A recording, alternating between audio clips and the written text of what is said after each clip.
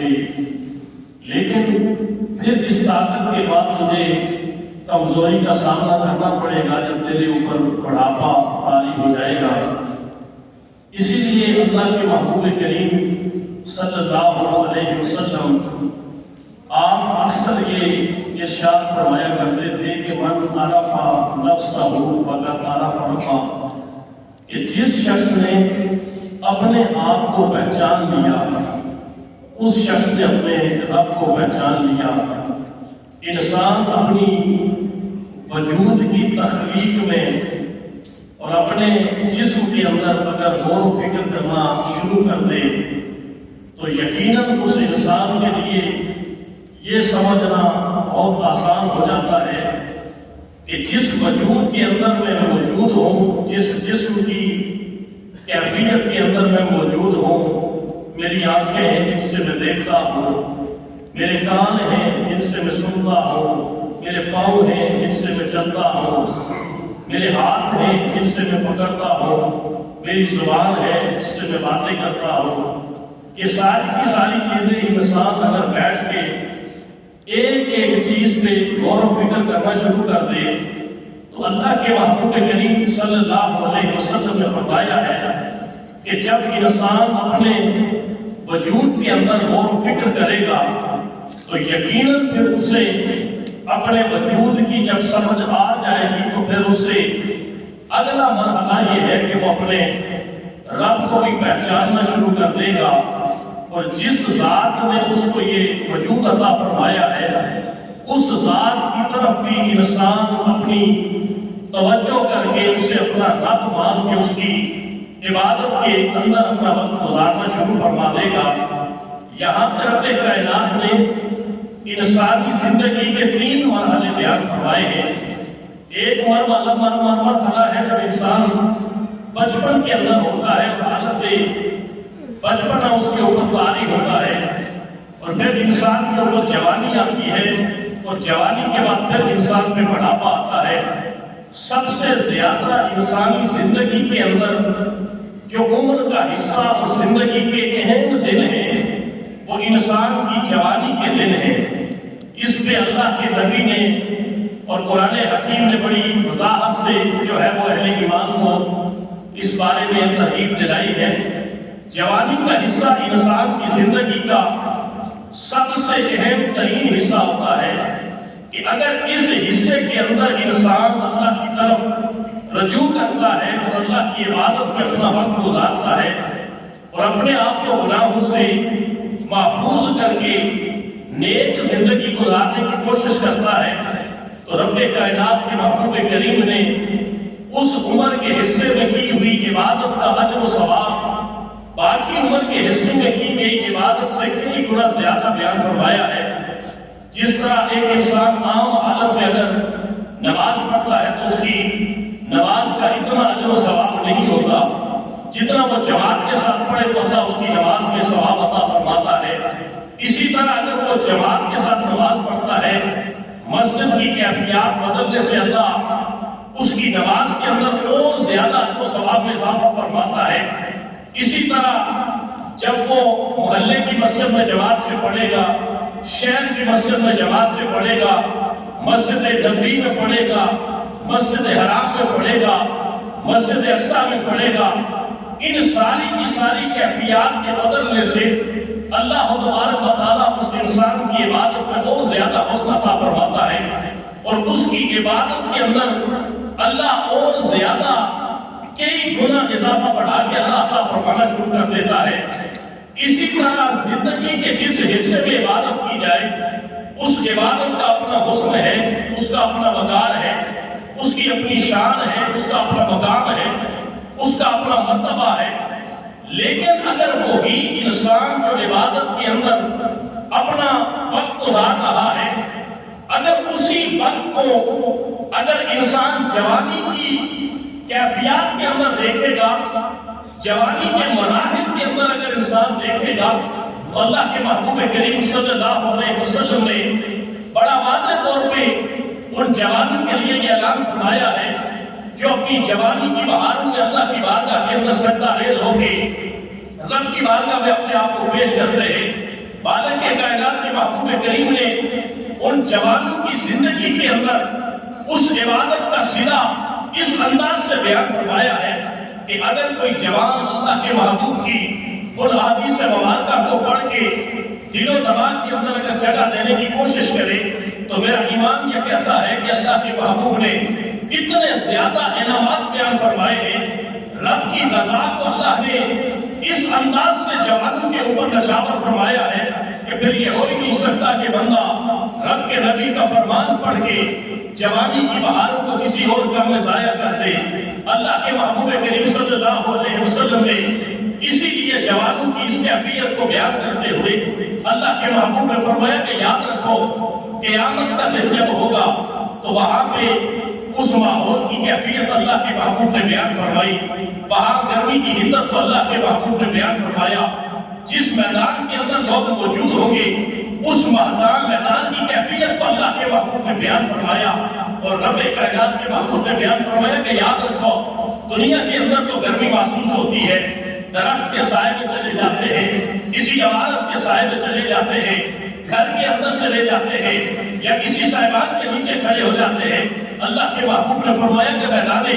حشر کے اندر یہ ساری کی ساری اللہ کی مخلوقات وہاں پہ جمع ہوگی، 18,000 عالمین جو رب نے پیدا فرمائے ہیں ساری کی ساری اللہ کی مخلوقات وہاں پہ موجود ہوگی، اور وہاں پہ گرمی کی حدت کا احساس آپ کو کیا ہے کر لے کہ جس طرح تانے کی زمین ہو، سبا دیتے کہ سورج گرم حالت میں اپنی تپش کو جو ہے وہ نچھاور کر رہا ہو، تو انسان جس کیفیت سے دوچار ہوتا ہے میدان حشر کے اندر نامہ اعمال کے تلنے کے انتظار میں جب وہاں پہ لوگ کھڑے ہوں گے تو ان کی کیفیت اسی طرح سے ہوگی، لیکن وہاں پہ کوئی سایہ نہیں ہوگا۔ اللہ کے محبوب نے فرمایا کہ سایہ ہوگا تو صرف ایک ہی سایہ ہوگا، جس عرش پہ مالک کائنات اپنی شان کے مطابق جمع فرما ہوگا، صرف اسی عرش کا سایہ ہوگا، اور اس سائے کے علاوہ میدان حشر کے اندر کوئی سایہ موجود نہیں ہوگا۔ اللہ کے محبوب نے فرمایا کہ اس سائے کے علاوہ کوئی سایہ وہاں پہ موجود نہیں ہوگا۔ آپ خود اندازہ کریں کہ یہاں پہ حالت گرمی کے اندر شدید گرمی ہو، باہر کوئی صاحبان بھی نہ ہو، صرف ہم 2 رکعت نماز جمعہ پڑھنے کے لیے حاضر ہوں، تو جو لوگ سین کے اندر حال کے اندر موجود ہوتے ہیں، اور کچھ لوگ وہ ہیں جو باہر صرف 2 رکعت نماز پڑھنے کے لیے موجود ہیں۔ اب وہ باہر کے لوگ گرمی کی حالت میں نماز پڑھنے کے لیے موجود ہیں، وہ اندر جو لوگ حال کے اندر موجود ہوتے ہیں ان پہ رشک بھی کر رہے ہوتے ہیں، انہیں اس بات کا احساس بھی ہو رہا ہوتا ہے کہ اگر ہم بھی حال کے اندر ہوتے تو شاید اس گرمی کی شدت سے اپنے آپ کو بچا سکتے۔ آپ یہ صرف بنیادی مثال کو ذہن میں رکھیں، اس کیفیت کو ذہن میں رکھیں کہ گرمی کے اندر ہمیں اگر 2 رکعت نماز پڑھنے کے لیے وقت گزارنا ہو تو ہماری دل کی خواہش یہ ہوتی ہے کہ کہیں سائے میں جگہ مل جائے، ٹھنڈی جگہ پہ ہمیں بیٹھنا نصیب ہو جائے۔ اللہ کے محبوب نے فرمایا کہ تمہارے یہاں پہ تو سائے کی جگہ تم نے اپنے ہاتھوں سے تیار کر کے رکھی ہوتی ہے، لیکن میدان حشر کے اندر رب کائنات کے عرش کے علاوہ کوئی سایہ نہیں ہوگا۔ جس جگہ پہ مالک کائنات جمع فرما ہوگا اپنی شان کے مطابق، اپنی حیثیت کے مطابق، اپنی قدرت کے مطابق، رب جس عرش پہ جمع فرما ہوگا صرف اسی عرش کا سایہ ہوگا، اور رب کائنات وہاں 7 قسم کے سبعۃ یظلھم اللہ فی ظلہ یوم لا ظل الا ظلہ۔ اللہ کے محبوب نے فرمایا کہ 7 قسم کے اشخاص ایسے ہوں گے کہ جنہیں رب کائنات بلا کے یہ کہے گا کہ آؤ آج میرے عرش کے سائے کے علاوہ کوئی سایہ موجود نہیں ہے، آؤ میں فلاں فلاں لوگوں کو بلا کے اپنے عرش کے نیچے سائے میں جگہ عطا فرمانا چاہتا ہوں۔ دیکھیں کہ کتنی بڑی بندہ وہاں شان محسوس کرے گا، کتنا بندہ اپنی عزت محسوس کرے گا کہ رب اسے بلا رہا ہے، رب اسے بلا رہا ہے، پروٹوکول دے رہا ہے، رب اسے شان دے رہا ہے، رب اسے مقام دے رہا ہے، اور کتنی ٹھنڈ وہاں پہ مخلوقات کی موجودگی میں رب کائنات اس کا نام پکار رہا ہے کہ فلاں شخص کہاں ہے، فلاں شخص کہاں ہے، فلاں شخص کہاں ہے۔ فرشتوں ان ساری کی ساری مخلوقات میں سے ان لوگوں کو بلاؤ، یہ لوگ آ کے یہاں پہ میرے عرش کے سائے کے نیچے کھڑے ہو جائیں۔ اب خود اندازہ کریں کہ گرمی کے اندر اللہ کے ہاتھوں سے بنائے ہوئے اے سی کے اندر اگر بیٹھنا نصیب ہو جائے تو کتنا قلبی سکون محسوس کرتا ہے، جسمانی طور پہ کتنی راحت محسوس کرتا ہے۔ جس عرش پہ میرا مالک تشریف فرما ہوگا، اس عرش کے نیچے کھڑے ہونے والے انسان کے دل کی کیفیت کیا ہوگی، اس کو اللہ کتنے انوار سے نواز رہا، یعنی اس کی شان کیا ہوگی۔ رب کائنات فرمائے گا کہ 7 قسم کے لوگ، سبعۃ یظلھم اللہ فی ظلہ یوم لا ظل الا ظلہ، سایہ ایک ہی ہوگا، میرے عرش کا سایہ ہوگا، اور اس عرش کے سائے کے نیچے 7 قسم کے ایسے لوگ ہوں گے جنہیں میں بلا کے جگہ عطا فرماؤں گا۔ ان میں اللہ کے محبوب کریم نے فرمایا کہ ان 7 لوگوں میں اشاب و نشا فی عبادت اللہ، اس میں ایک وہ جوان بھی ہوگا جس نے اپنی جوانی میں اللہ کی عبادت کی ہوگی، جس نے اپنی جوانی کو اللہ کی عبادت میں گزارا ہوگا۔ رب کائنات فرمائے گا اس جوان کو بھی بلاؤ۔ جوانی میں وہ چوکوں کے اندر کھڑا نہیں ہوتا تھا، جوانی کے اندر وہ لغویات کے اندر اپنے آپ کو مبذول نہیں رکھتا تھا، ہر وقت فلموں اور ہر وقت جو ہے وہ انٹرنیٹ پہ بیٹھ کے اپنے وقت کو ضائع نہیں کرتا تھا، بلکہ اپنی عبادت کے اندر تھا، رب کے قرآن کی تلاوت کے اندر تھا، دین کے اندر اپنے آپ کو مشغول رکھتا تھا۔ رب کائنات میں فرمائے گا کہ اے جوان، دنیا کے اندر تو نے اپنی جوانی کو میری عبادت میں گزارا ہے، میری ریاضت میں گزارا ہے، میری یاد میں گزارا ہے، میرے ذکر میں گزارا ہے، میری فکر میں گزارا ہے۔ آج دیکھ میں تجھے ایسی شان عطا کرتا ہو کہ میرے عرش کے علاوہ کوئی اور سایہ موجود نہیں ہے۔ رب فرمائے گا اس جوان کو بھی بلا، عرش کے نیچے اسے جگہ عطا فرما۔ اب یہاں پہ اللہ کے محبوب کریم کی حدیث مبارکہ ہے کہ شاب نشا علی عبادت اللہ اعطاہ اللہ اجرا 77 صدیقا۔ اللہ کے محبوب نے فرمایا کہ جو جوان شخص حالت جوانی کے اندر اللہ کی عبادت میں کر گزارتا ہے، اللہ کے محبوب نے فرمایا کہ رب اسے 99 صدیقین کا ثواب عطا فرماتا ہے۔ کتنے 99 صدیقین انعم اللہ علیہم من النبیین والصدیقین، اللہ نے جن لوگوں پہ انعامات فرمائے ہیں سب سے پہلی قسم اللہ نے نبیوں کی بیان فرمائی ہے، اور انبیاء کے بعد اللہ نے صدیقین کی جماعت کو بیان فرمایا ہے، پھر شہیدین اور صالحین کی جماعت کو اللہ نے بیان فرمایا ہے۔ اب رب کائنات نبیوں کے بعد سب سے زیادہ جنت کے اندر جس کو مقام عطا فرمائے گا، رب کائنات صدیقین کی جماعت کو عطا فرمائے گا، اور رب فرمائے گا کہ میں اس جوان کو، جس جوان نے جوانی کی حالت میں اللہ کی عبادت کی ہوگی، رب فرماتا ہے اسے ایک نہیں 99 صدیقین جتنا اسے اجر عطا فرماؤں گا۔ اب جوانی میں عبادت کرنا مشکل کام ہے، جوانی کے اندر اللہ کی بارگاہ میں اپنے آپ کو پیش کرنا بڑا مشکل کام ہے۔ حضرت علامہ اقبال یہ فرماتے ہیں کہ اے اس دور کے مایوس انسان، اے اس دور کے مایوس مسلمان، فضائل بدر پیدا کر فرشتے تیری نصرت کو اتر سکتے ہیں گردوں سے قطار اندر قطار۔ آج ہم یہ پڑھتے ہیں کہ غزوہ بدر کے اندر صرف 313 مسلمان تھے جو وہاں پہ موجود تھے۔ اللہ کے محبوب کی دعا دینے والے کے کائنات جتنے تھے وہ سارے لے کے یہاں پہ آ گیا۔ اگر یہ یہاں پہ لٹ گئے، یہ شہید ہو گئے، یہ ہار گئے، یہ ختم ہو گئے، تو تو سن لے کہ تیرا نام لینے والا پھر اس کائنات میں کوئی موجود نہیں لگے گا۔ اس سے پتہ کیا چلا کہ اگر یہ کہہ دیا جائے کہ پوری کائنات کے اندر ارب ہا کھرب ہا جو انسان تھے ان کے مقابلے میں جو اللہ کی رضا کی خاطر نکلے وہ صرف 313 تھے، لیکن اللہ نے ان کی مدد فرمائی، فرشتے نازل فرما کے اللہ نے ان کی مدد فرمائی۔ علامہ اقبال یہ فرماتے ہیں کہ آج بھی وہ ماحول پیدا کر دے، دیکھ رب فرشتے نازل کر کے آج بھی تیری اس انداز سے مدد فرماتا ہے۔ اس ماحول کو دیکھیے، صرف اگر میں وہ کیفیت بیان کروں تو انسان کے رونگٹے کھڑے ہو جاتے ہیں۔ اللہ کے محبوب نے اعلان فرمایا غزوہ بدر کی تیاری کر۔ ہر کے اندر اختلافات شروع ہو گئے۔ باپ بیٹے کو کہتا ہے میں جہاد پہ جاؤں گا، بیٹا کہتا ہے میں جاؤں گا، بڑا بھائی چھوٹے سے کہتا ہے میں جاؤں گا، چھوٹا بھائی کہتا ہے نہیں میں جاؤں گا۔ حضرت سعد بن ابی وقاص رضی اللہ تعالیٰ عنہ ارشاد فرماتے ہیں کہ مجاہدین جب جمع ہو رہے تھے تو میں نے اپنے بھائی عمیر بن ابی وقاص کو دیکھا کہ انتہائی اپنی نوخیز عمر تھی اس کی، اور ابھی ابھی جو ہے وہ بلوغت کی جو ہے وہ دہلیز میں قدم رکھنے کے قریب تھی اس کی عمر۔ حضرت سعد بن ابی وقاص فرماتے ہیں کہ مجاہدین جمع ہو رہے تھے تو میں نے دیکھا کہ میرا بھائی عمیر بن ابی وقاص وہ بھی جو ہے وہ اس لشکر کے اندر شامل ہو رہا ہے اور چھپ رہا ہے۔ تو میں نے کہا کہ بھائی تو چھپ کیوں رہا ہے؟ تو کہنے لگا میں چھپ اس لیے رہا ہوں کہ اللہ کے نبی کی مجھ پہ نگاہ پڑ گئی تو مجھے روک دیں گے۔ اللہ کے نبی کی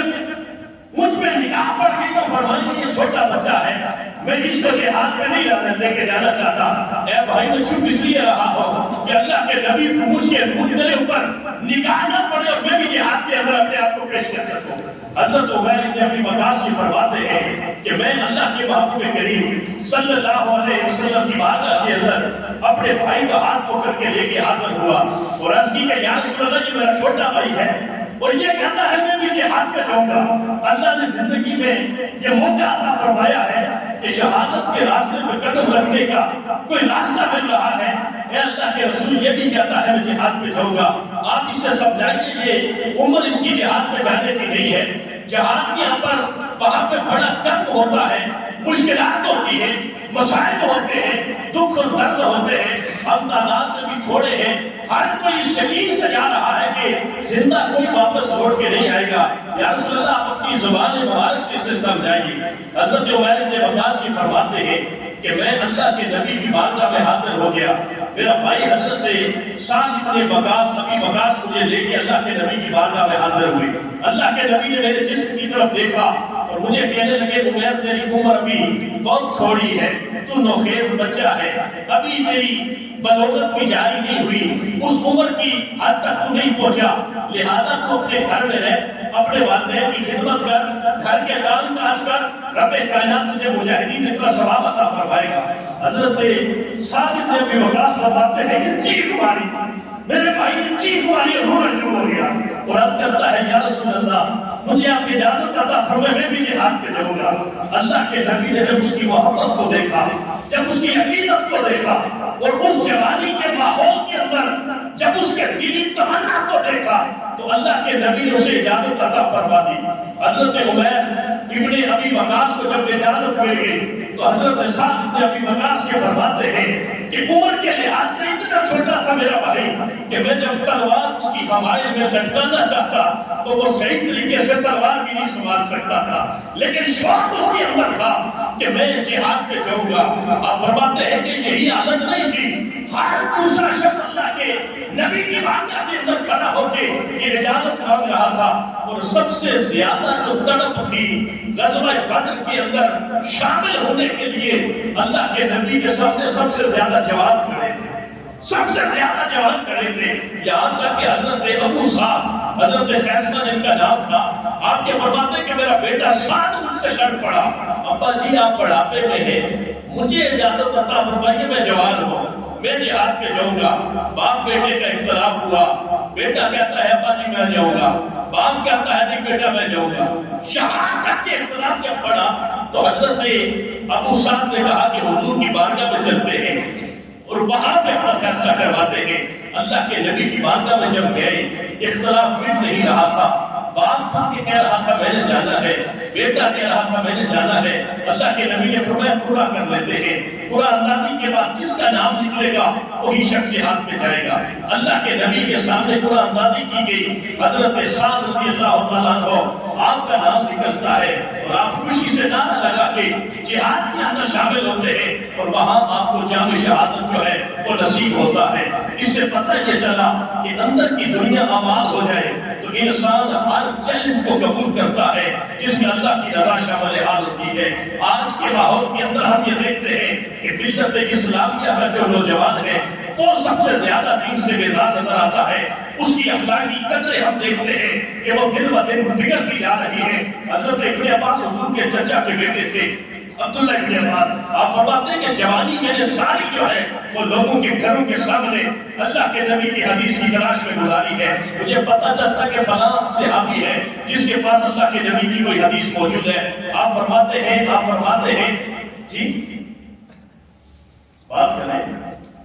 جی ہو گیا ٹائم پتہ ہے، تھوڑا سا صبر کر لیں، میں حدیث بیان کر رہا ہوں۔ آپ فرماتے ہیں کہ میں وہاں سے لوگوں کے گھر جاتا جس سے حدیث ملی ہوتی، 3-4 گھنٹے میں دروازے پر بیٹھا رہتا کہ اندر سے بندہ نکلے گا تو میں حدیث پوچھ کے جاؤں گا، اگر بندہ نہیں نکلتا تو میں دروازے پہ لے جایا کرتا تھا۔ شام تک کے گرد و غبار آتی، خاک مختلف جو ہے وہ سمیٹ کے میرے چہرے کے اوپر گرد و غبار پڑ جاتا، میں جب اٹھتا تو اندر سے بندہ باہر نکلتا، جو بھی صحابی ہوئے مجھے کہتے اللہ کے نبی کے بھائی میرے گھر آیا ہے، مجھے حکم دیتا میں چل کے وہاں پہ آتا اور آپ کو یہ حدیث سنا دیتا۔ آپ نے فرمایا نہیں، یہ میری دلی تمنا ہے کہ اللہ کے نبی کے دین کو سیکھنے کے لیے میری جوانی کی راستوں پہ گزرتے ہوئے گزر جائے اور میں اللہ کی بارگاہ کے اندر جب کل حاضر ہو جاؤں تو یہی قدم میری بخشش کا ذریعہ بن جائے۔ رب کائنات کی بارگاہ میں دعا ہے کہ اللہ تعالیٰ ہم سب کی ہدایت کا کوئی ذریعہ پیدا فرما دے، ہمیں اپنے وقت کے قیمتی ہونے کا اللہ احساس عطا فرما دے۔ ہم سمجھتے میرا وہ وقت بڑا قیمتی ہوتا ہے جو میں اپنی خواہشات میں گزارتا ہوں، اپنی بات دھوڑ میں گزارتا ہوں، اپنے رزق کی کوشش میں گزارتا ہوں، لیکن نہیں، قیمتی وقت وہی ہوتا ہے جو اللہ کے ذکر میں گزر جائے، اللہ کے دین کی باتیں سمجھنے میں گزر جائے، اللہ کے گھر کے اندر گزر جائے۔ اللہ ہمیں یہ توفیق عطا فرمائے کہ ہمیں یہ سمجھ آ جائے کہ میرا وقت قیمتی کب ہوتا ہے، میرے وقت کی قیمت کب لگ رہی ہوتی ہے۔ آخر دعوانا الحمدللہ رب العالمین۔